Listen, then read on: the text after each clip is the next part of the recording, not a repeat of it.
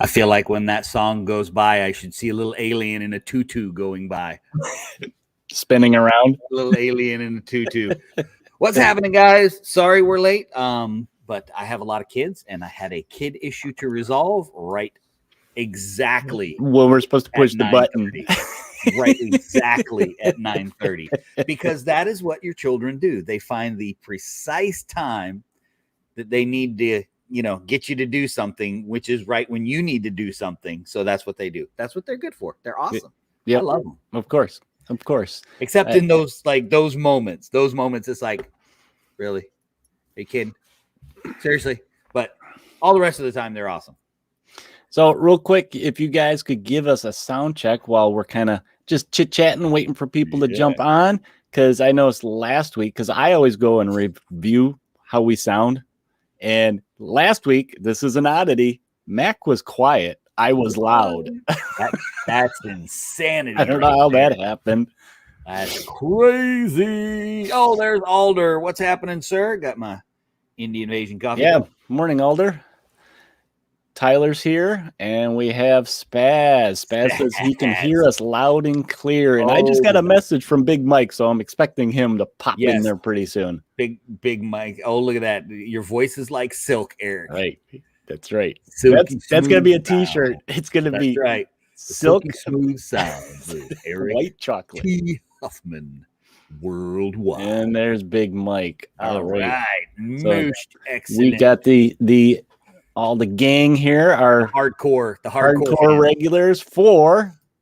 We got 5. 30 we got minutes 5 up there in the eyeball. We got 5 up there in the eyeball. And like I told Todd, a week ago, I said, this is going to end up on a shirt. Oh, yeah. I'm sure of it. 30 minutes in gaming. Look, Alder makes a really good point. I'm not sure anyone has ever seen your hair. Yeah. Hat on. Well, don't get used to it, because speaking of that going up on a shirt on Redbubble.com, people. Did you already order a hat? Bam! Oh, you didn't just order it. You got that bad boy. So there you go, Alder. Look at it while you can. There you go. There you go. That Indian Invasion. Now I feel like me. There you go. Look at you sporting the shirt and the hat. Yeah, I'm on the poster boy. I realized that tonight at dinner. I'm like, okay, I got my shirt on, which I always try to wear. But then I was wearing the hat, trying to break it in, and I was like, oh my gosh. I know. I wear mine. Nerd. I know, right? And I wear my Indian Invasion shirt to the gym. I'm like, it's kind of weird having my Indian Invasion shirt on at the gym. But if somebody asks, I'm going to straight up tell them what we talk about. Nobody asked you, what's their most recent song? No, they haven't.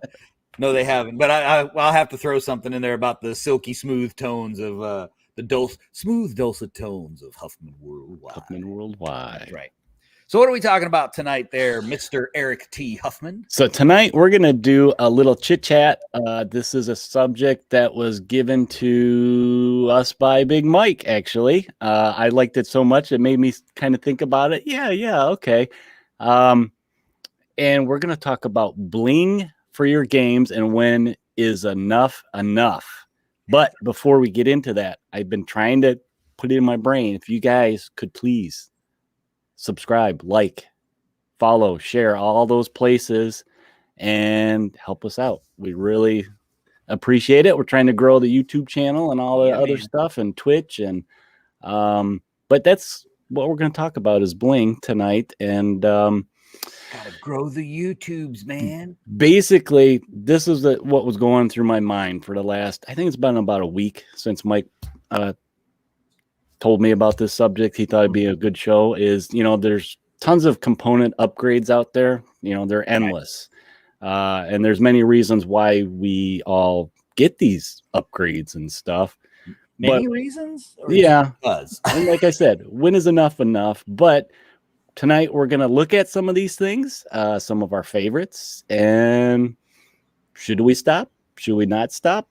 I mean, it's kind of, I see it in all kinds of form of gaming, whether it's RPG, board games, or mini games. So just to clarify, we're asking a group of obsessive collectors when we should stop. I just wanted to clarify that was there might be somebody out there happy with their cardboard chits. Okay, if you're out there, please get in touch with us. I would love to speak with you and find out how you have achieved this level of perfection.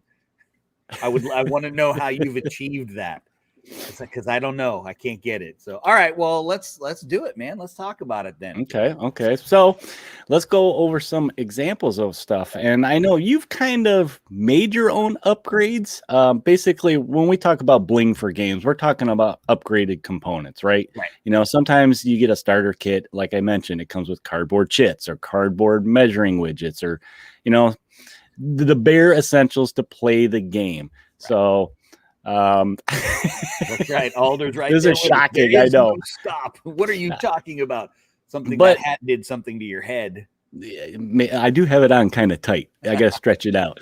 So one of the things I thought of is why get all this fancy stuff? They're basically upgrades for those components, you know, and we'll get into some of those components, but why would you get all this extra fancy stuff for your games? Well, I know one of the reasons is, so I'm going to go to one of my favorite games, Twisted. And in the Twisted starter box, they have chits, but they're not even the game board thickness cardboard. No, they're like cardstock, weren't they? Yeah, they're like heavy duty cardstock. They're super thin. Now they look nice. They have great artwork on them. But because they're so thin and because of what they are and they're glossy, for instance, they're hard to pick up off the board. Because when they're down on the board flush, they're down on the board. Especially when you got sausage fingers, right? Yes. Yeah. So for Twisted, that was what motivated me for that. Because a lot of the times, say take Relic Blade, for instance, they have the typical game board thickness chits. Now Mac does sound lower here. All right, hold on. Come on, let me hear some of your dulcet. I got no dulcet. I only do that when I'm you got the baritone, right? Here, let me not automatically adjust my mic volume. I think part of what it is I had the automatic volume on, so when I get loud, which I typically do, it like super lowers me. Anyway, so like Relic Blade has the normal thickness tokens that you would expect, and they still pick up pretty easy. But with the Twisted ones, they were so thin. I may have gone, so this is going to kind of address when is too far. And I may have possibly contacted a friend of mine who has a company that does laser cutting terrain 3D designs out in Washington State. And I sent him copies. Peter sent me the files for all of the copies of them. And I may have sent them to him and had him have him custom make me a whole bunch of acrylic tokens for Twisted. That may or may not have happened. I can neither confirm nor deny whether that's true. So that may be too far, getting your own cut. Well, I'm reserving my judgment to the end here after we go through this list we have. Oh dear. So yeah, basically you love Twisted. So this was my first thought about this is you love a game and you just want to enhance your gaming experience, right? Right. Not, yeah, sometimes you do it to replace maybe an element of the game that you know is going to get tore up, you know, so you want it to last. That's one reason, but you just love the game. So if you're playing the game a lot, you want something that's kind of cool and, you know, fun to play with and, you know, it's easy on the eyes, basically. Yep. Well, another, for instance, is dice. So certain games requiring specific types of dice. I am going to go to Spaz's game of the week now, and that is Star Breach. Okay. So Star Breach has the custom order dice. Now, right in the book, he tells you how you can just use regular D6s and you can run the game just fine with them. But why would you want to do that when you can buy so I have 4 sets of order dice from the original hardcover when Elijah Kellogg did the hardcover thing. Did you get fancy colors or? No, they weren't really fancy colors. They were kind of basic colors, but I got all 4 sets that were available. And so I do not need any more sets. Well, they got a bundle out right now. They got some cool neon ones and stuff. That's the ones I want to get, is the neon ones. Right? I was looking at those. I'm like, oh, man, maybe I need to do the starter bundle, even though I already have the book and 4 sets of dice. And so this ties into one of the other points I thought about. Why would you get this extra fancy stuff? You want neon ones. You want it to stand out, don't you? Yeah, from your buddies. So somebody goes, everybody to go, "Oh, where'd you get those?" Yeah, exactly. So that they can buy some too. And that's especially helpful in the indie game market, I think. Oh, because yeah. when it draws people's attention to the table for whatever reason, gives you an opportunity to throw that out there to them. You know, all of this extra fluff and stuff. Look at Spaz throwing. Look at what he did to me. Spaz said the regular listeners need to meet before the show and do a side bet as to how long it will take Mac to work Twisted into the upcoming episode. I'm gonna have to go with so Tyler said over or under 5 minutes should be the bet. I think you're pretty safe if you go under 5. Well, you know what? That's why we have places like Ding Ding Ding Ding, Indie Invasion right. Discord. That is right. You can pop over there and do that. For we can get on the voice channel and talk to each other. Tim makes a good point too. Is 3D printing for the Bling. He says he wouldn't have half of the Bling that he has, because I did the same thing, because I like the game Grunts. 15 millimeter large scale war stuff, and they've got movement plates and all kinds of specific tokens. And I did the same thing, Tim. I went nuts on my printer doing tokens for Grunts, same way, and then painting them. And you don't have to paint them either if you're a little bit more creative than me and switch out your color. But I just get whatever's available, so I'm not real particular with that. So we've mentioned some of the things already. We've mentioned tokens, right? We mentioned widgets, dice. You could also get like dice trays. And then I went so far as to think of display trays. You know, when you're at a convention, you're moving your armies around. Adepticon's big for that. You know, you see custom token trays. Yeah, for all the space games that have, especially X-Wing, Star Trek Attack Wing had them. The Dungeons and Dragons Attack, kind of like you see a lot of the wood ones for those. MDF, you know, laser cutters. They'll come out with something, and then you just have to glue it together, and you're set to go. I'm not gonna lie. I look at a laser cutter about at least one day a week. Do I need to add that as a subject for us in the future? We already added, you know, and we haven't talked about yet reasons Mac needs to get a 3D printer. I have a 3D printer, a resin printer. So now a laser cutter too, huh? I'll add that to the list. Yes. Mike threw a good one out there too. Card sleeves. Yep. And just card sleeves. And I didn't even think about that, Mike, but that's a good point, because I put all of my character cards in hard card sleeves.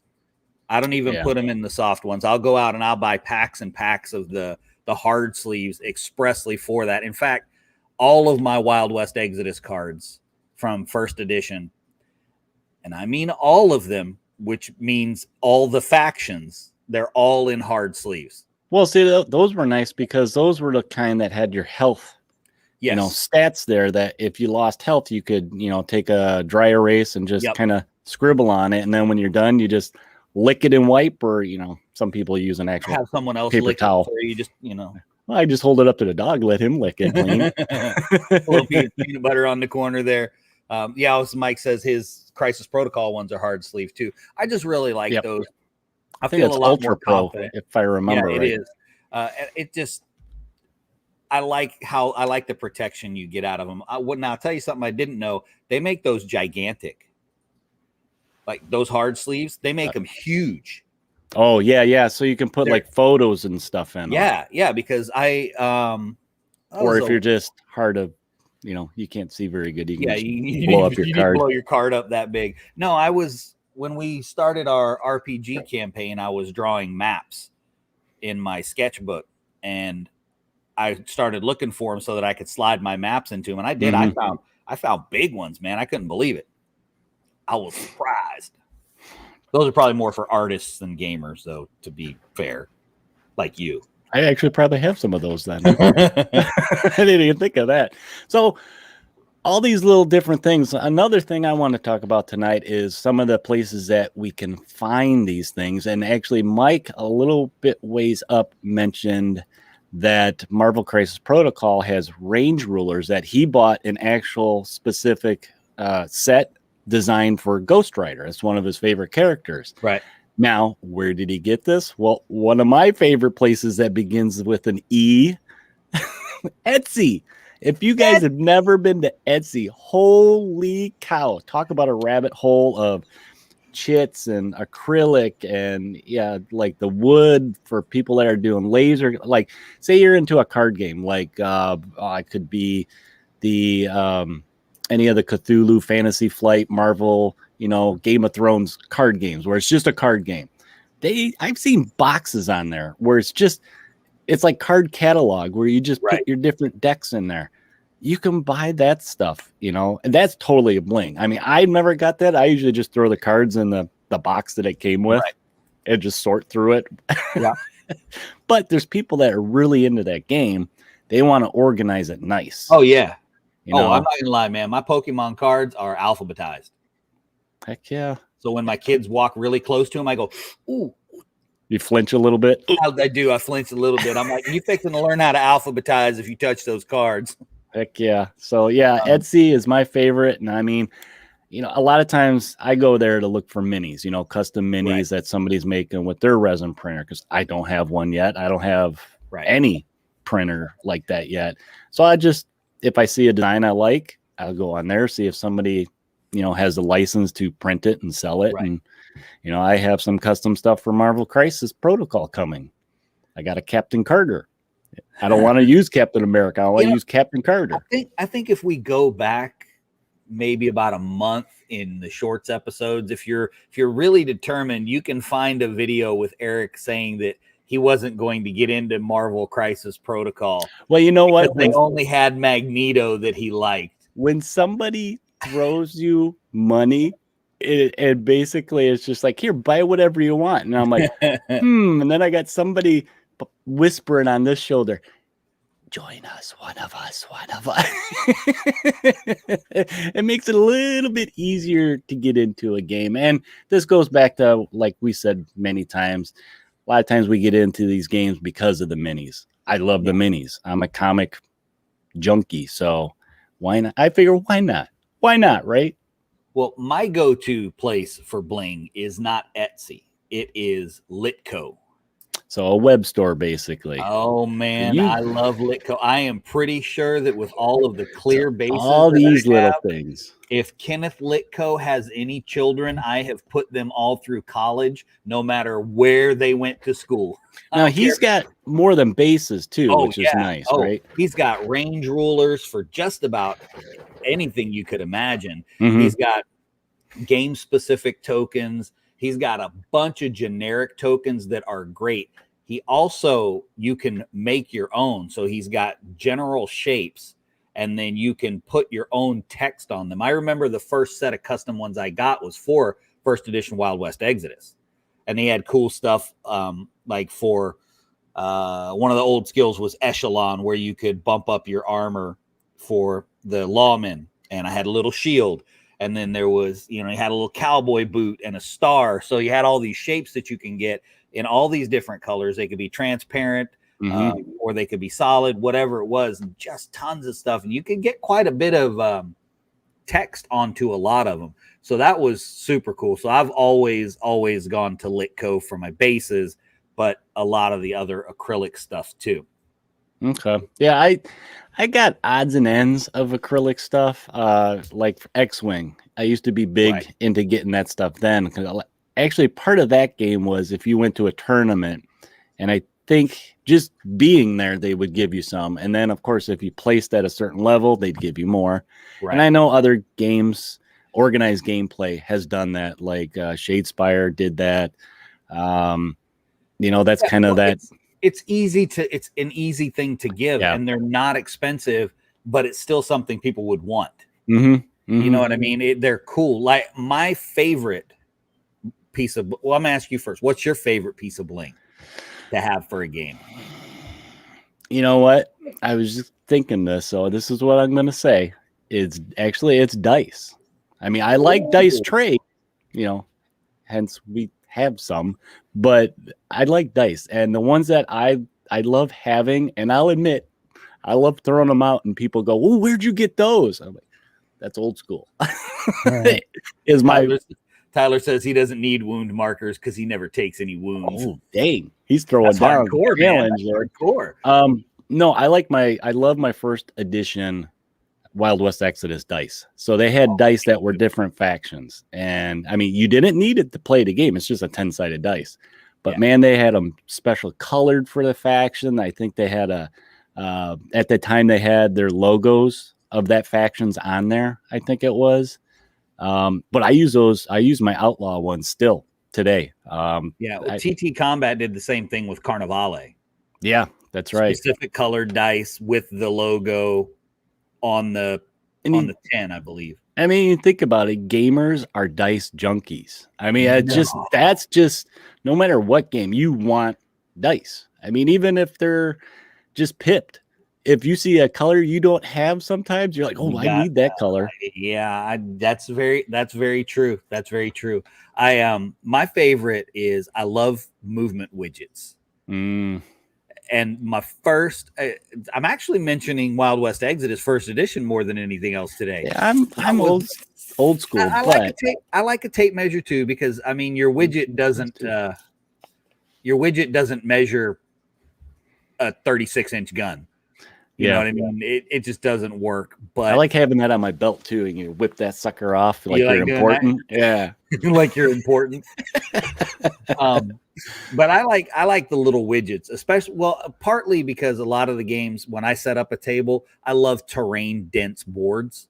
So when there's a whole bunch of stuff on the table, having that little 4-inch widget to just move your dude along, that's what I like. So I got all kinds of really cool widgets. I've got them from Epic Duck Studios, Discover Games. We've got our Indie Invasion ones. My go-to is my original Wild West Exodus. Yeah, those ones were big and chunky too, man. Those things super thick. Yeah, you could hang those off a shelf, have somebody stand on it, and somebody else sit on it. They were heavy duty, man. They were thick, but they weren't big. They were 4-inch templates.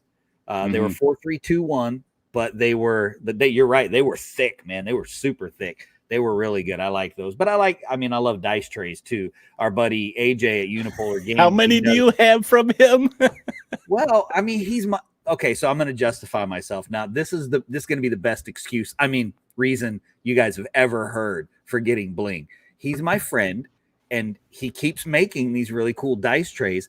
And I feel that as a small company that I should support him in any way that I can.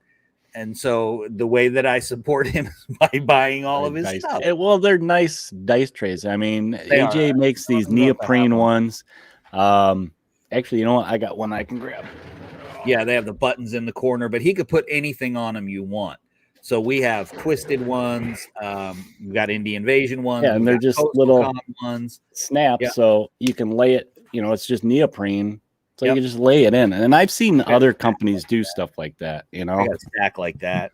Yeah, you do. Flat, not even put together, right? Flat. Yeah, that's not buttoned. That's just flat and unfolded. So the answer is don't stop. I'm with Alder on this one. You don't stop with the Bling. But see, I can't. Here you go. See, I'm going to go to the next part. Is look at you. Okay, you are all blinged up. Right now, you are blinged up. I'm podcast blinged out. You are. Right? You are blinged out, man. And I could go right now. When's the tattoos come? Oh, hey, that's not a bad idea. I could go buy a new set of dice right now. And if I did, they would be the Star Breach dice because I desperately need more Star Breach dice because I could only introduce 3 other people to the game and have them use their own dice. I need to be able to bring 6 people to the table and just hand them dice, right? Isn't that how it works? Yeah. Is that it? Did I get that right? Gaslands is the same way. Gaslands. Somebody threw that out there. Gaslands has a lot of people because I think some of it you base on the fan base. If the fan base is very ravenous, I guess, you know, they just absolutely, it's a lifestyle thing. You think about it that way. Gaslands is a lifestyle. they'll you know, if that's what they eat, sleep, drink, and think about for their gaming experience, they're gonna be getting all that bling stuff because it just enhances their enjoyment of it. They have something that maybe somebody else doesn't have, and it makes that game special to them. Right. Whereas like sometimes, like I already admitted, I like having my first edition dice and, oh, where'd you get that? I'm sorry. Yeah. Can't get no more. Look, got to be there. I always got to talk about Twisted, but I have a Twisted shirt. Mm-hmm. I was sporting my Twisted shirt. I got a Drowned Earth shirt. I got a Free Blades shirt. So my go-tos, I got shirts, man. I got shirts. Well, I know a lot of people that, shirts are their thing. I like looking at some of the comments here. Spaz brought up, and I didn't even think of this. He has a big shadow box, half full of dice for various Blood Bowl tournaments. Oh, that's cool. That he's been to. And I do remember Blood Bowl was very good about, like, you go to specific area conventions. Sometimes they would even give you a custom pitch that's just for that year, for that area. Like that's cool. The one that is up by me in Schaumburg. Spaz, you're going to have to help me here. I think it's the Chaos Cup. They always do a different theme every year, so they have a different pitch every year that the people can get. And dice. I think they do dice too. Right. Chaos Cup. So I like this. Yeah. Big Mike. He lives with the biggest dice junkie, and she doesn't even play. Oh, his wife loves dice, and I know you can relate to that, right? That's okay. Oh yeah, because whenever we go to a convention, if mostly Coastal Con now, because my wife can't make it to most conventions with me, but she'll buy a set of dice. Mm-hmm. Just because they're pretty, right? Yeah, she'll just buy a set of dice, and then I end up using them. But yeah, I don't have an orange. Yeah, I was like, oh, that's cool. I'll roll some rainbow dice, and then usually what happens is I'll let somebody else use them, and they roll really well against me. Like, man, that's not right. Okay, Yeah. So Tyler, how did I get a Twisted and Drowned Earth shirt? Okay, so the Twisted shirt, you can actually get that. AJ has it on his Unipolar Games website, so you can get a Twisted shirt from him. The Drowned Earth shirt, so before Drowned Earth was released, I was running demos, and that's right. James sent me the artwork, and I got my own shirts made for myself and my son Fernando because we were running the game. Then after that, the only other shirts available are if you're a Wayfarer, which is one of the game champions, is you have to be a Wayfarer to get one of those. So that's how I got those shirts. So that's another way to get. I just make them. That's another way to get Bling is just volunteer and basically preach the word of these games. A game you love, right? And those custom dice, man, I'm a total junkie. Tabletop Engineer, I had to get one of his custom dice. He's custom 6-sided because we all need more 6-sided, right? I mean, none of us have enough 6-sided dice, right? Everybody's with me on that one, right? So yeah, Spaz did say the KS Cup is one of the 4 worldwide majors. Just if you guys wanted to know. So did you win, Spaz? You got all those dice. Did you win?